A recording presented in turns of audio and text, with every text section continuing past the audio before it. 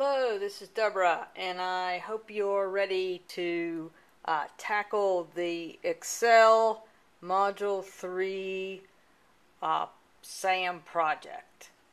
And it's titled Pickup Motors. So I've already downloaded the starter file.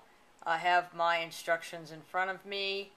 I've already checked that my name is on the documentation tab page.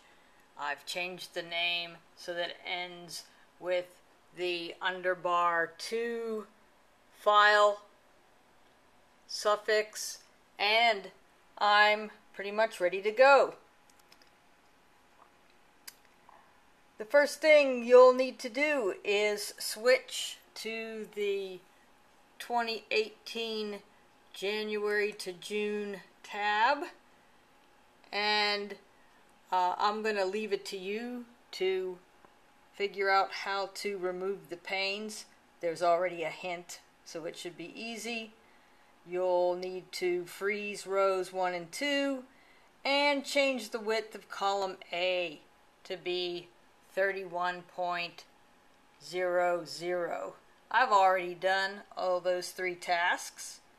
So now I'm going to select the range B4 through D4.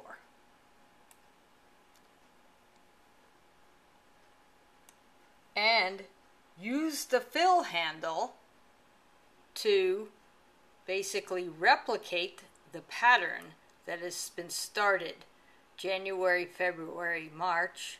And by using the fill handle, we can continue that pattern to fill in the months April, May, and June. Now we're going to move to cell H5. So that's column H and row 5 where they intersect.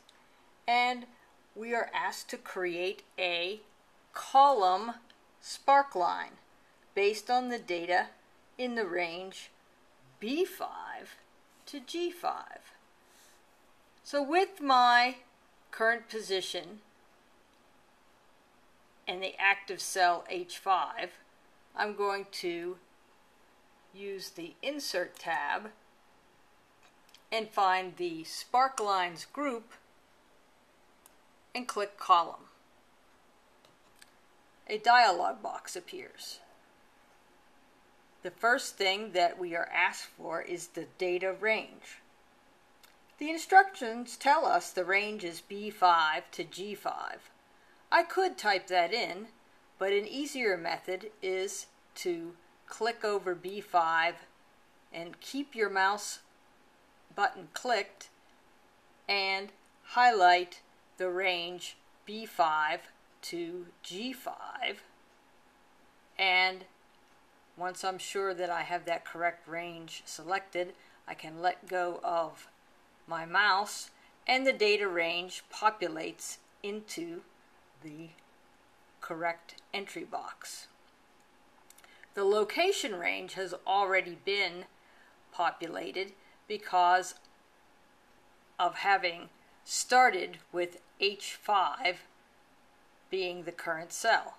So I'm in good shape. I can click OK, and indeed a column Sparkline populates into H5.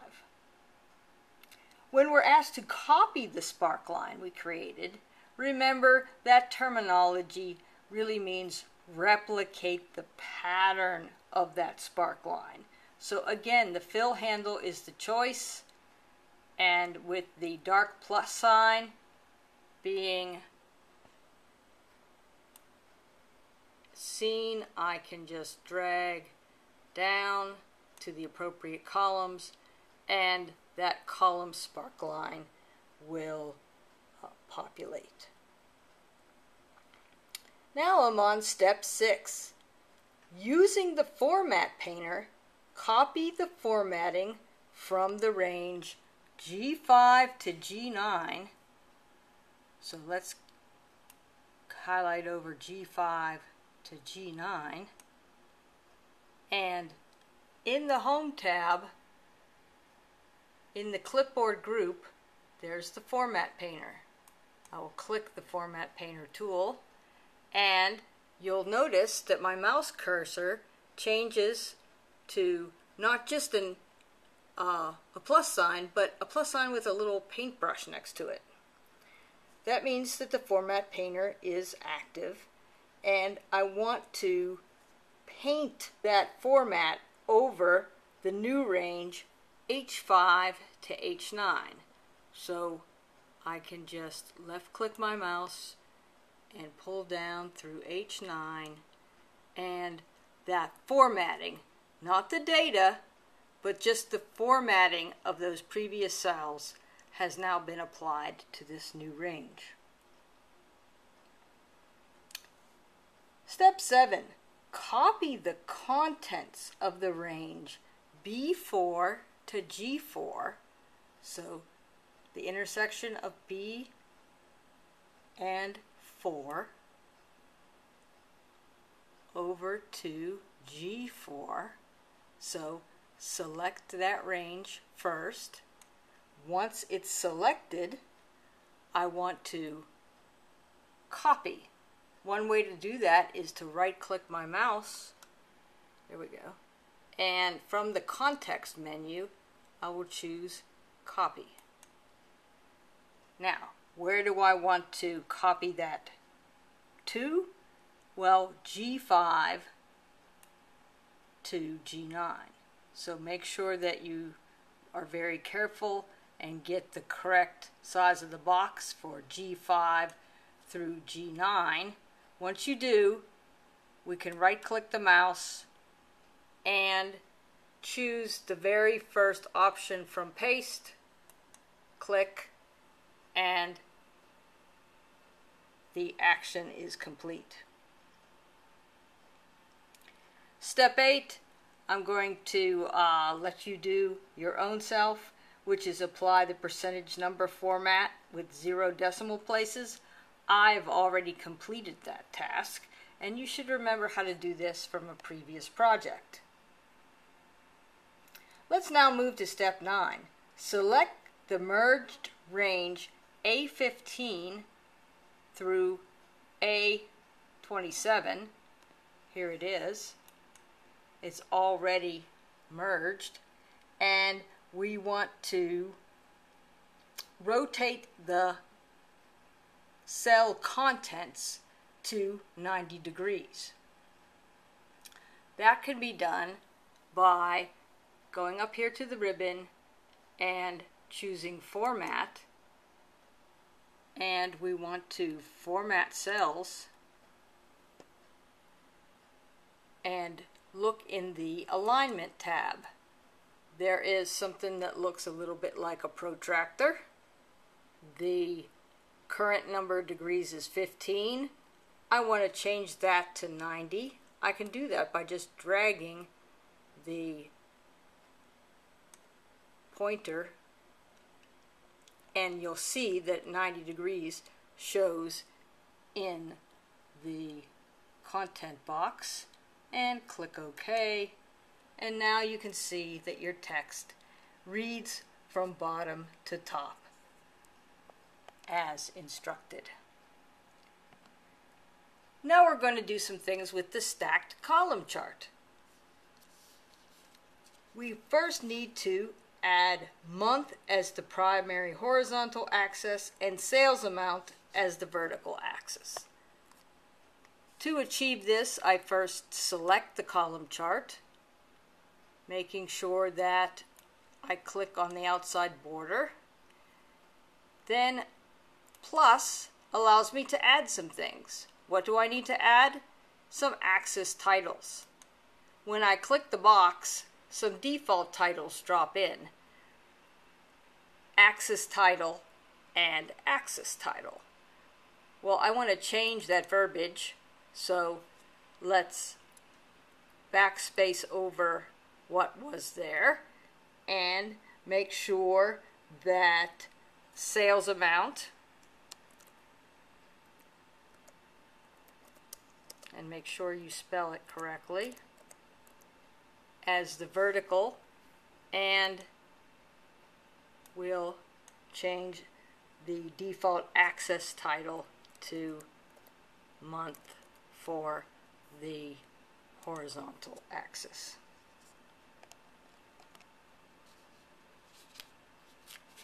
Now we'll move on to step 11, and we're still going to be working in the stacked column chart. We want to change the number format. That is in this vertical axis. So let's click that vertical axis, and we see that a rectangle appears around that axis.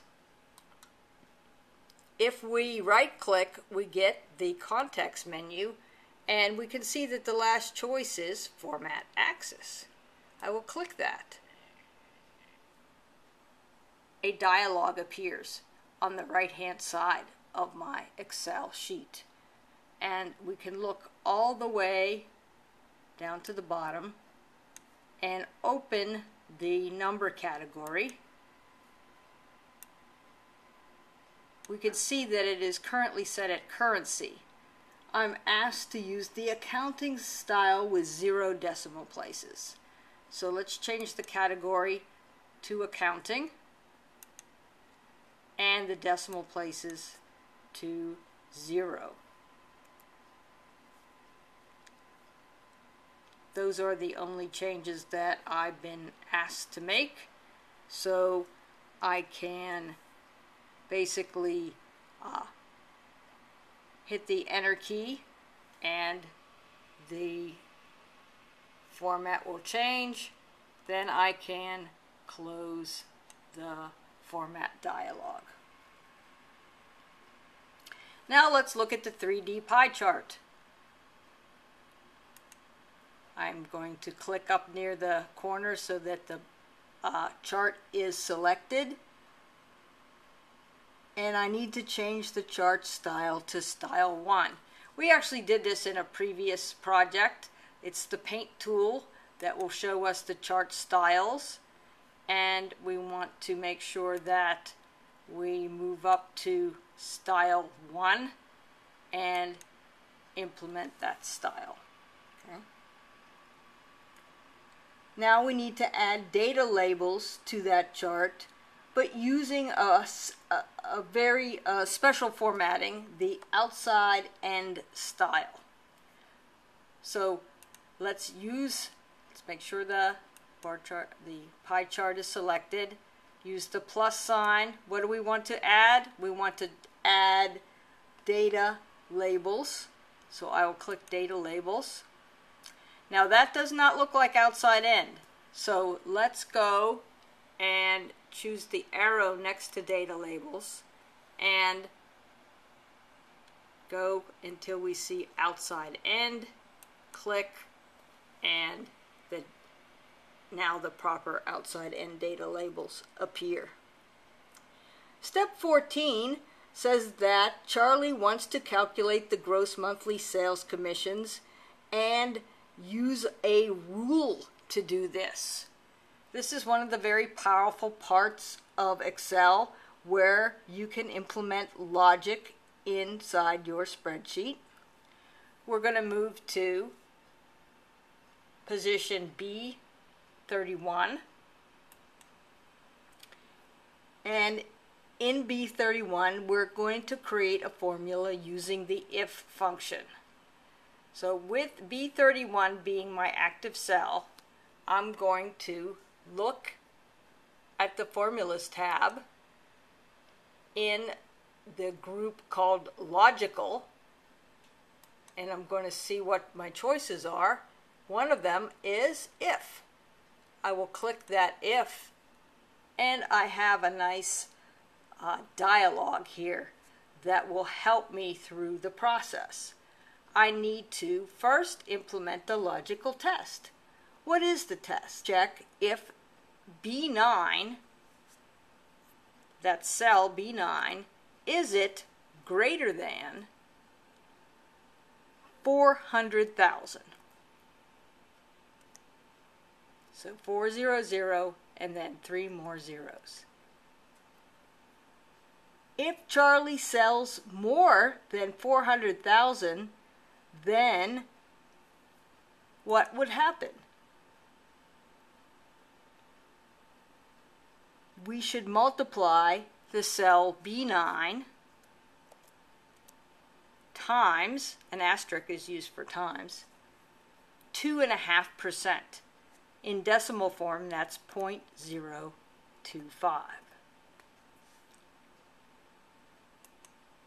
If Charlie does not sell more than 400,000, then his rate is 15% or 1.5%, which means we take B9 times 0.015.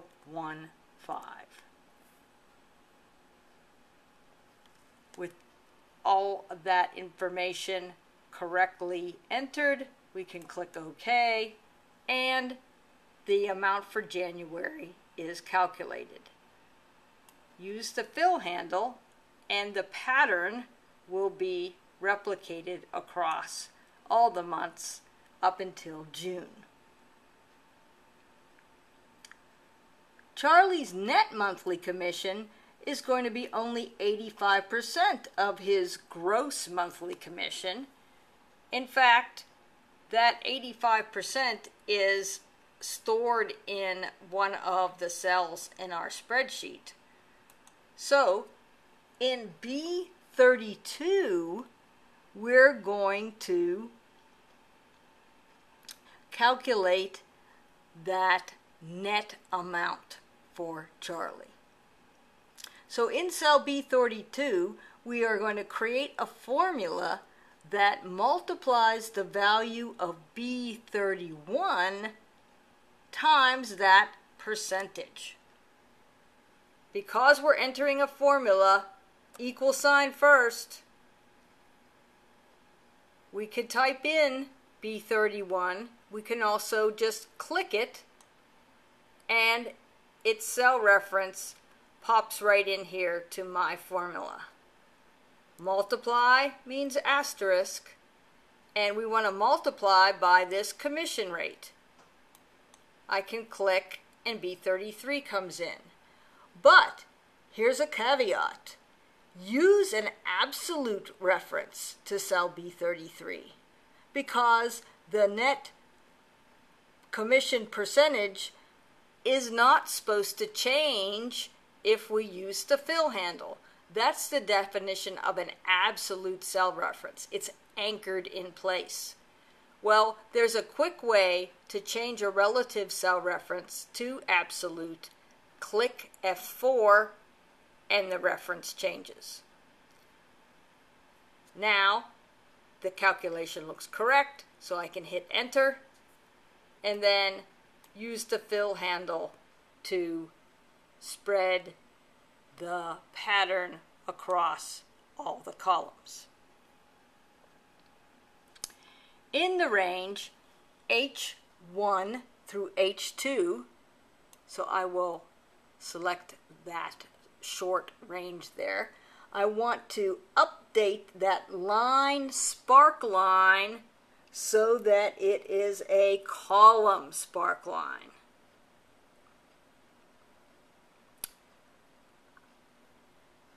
I will use the Sparkline Tools Design tab and look over in the type group, change the line to column, and the style changes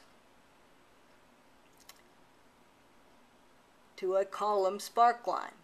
Now I want to change the specific style of that Sparkline to something called Sparkline Style Dark Number 4.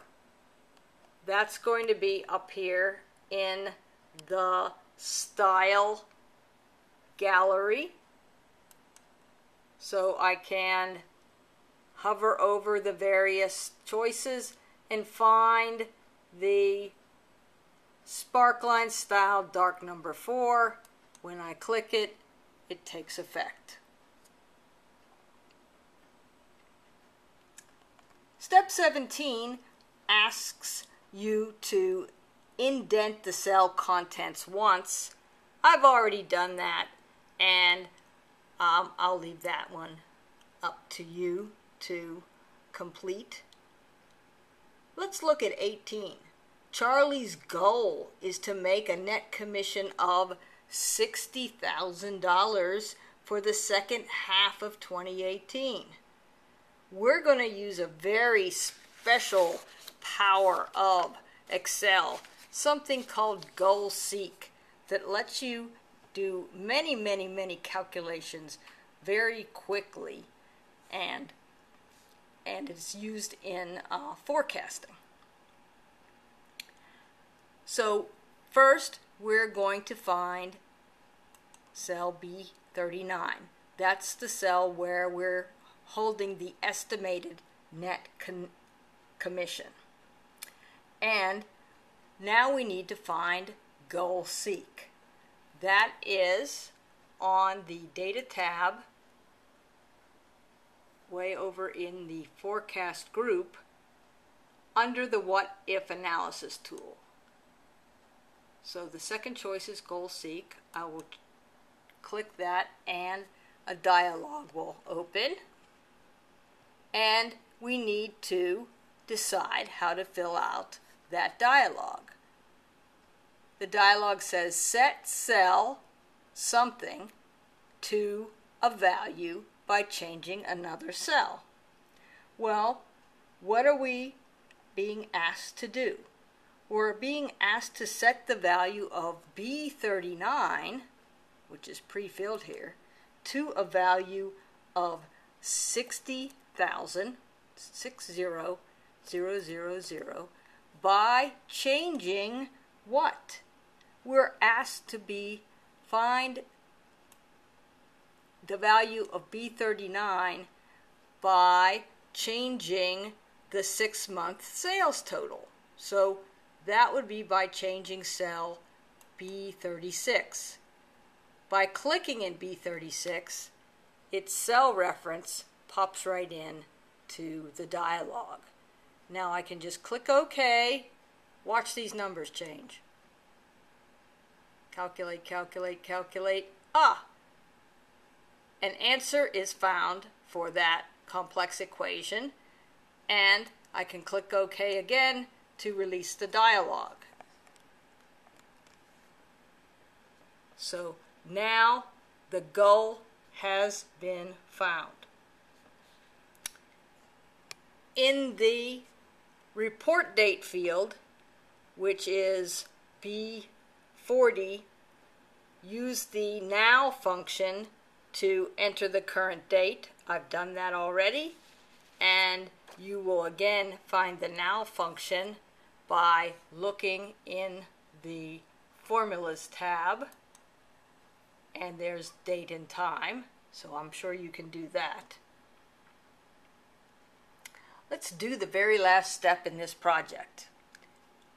Use the recommended chart tool to create a clustered column chart based on the range A30 to G32. So A30 to G32. So I have to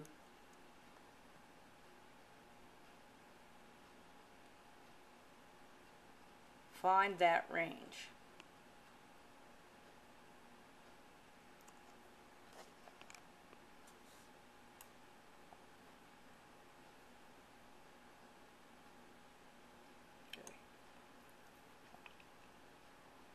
Once that range is selected, I want to insert recommended chart, and the first one is the clustered column chart. So I can just click OK, and that chart is plopped right into the middle of my worksheet. I need to move that to its own sheet, so I will move chart to a new sheet, and that new sheet is going to be called commissions, space 2018, and I will click OK. Now that chart is on its own tab, its own sheet in the Excel workbook. I'll leave it to you to change the chart title and to change the primary horizontal and vertical axes, just like we did earlier in this project. Now you're done and you can submit the project. Great job.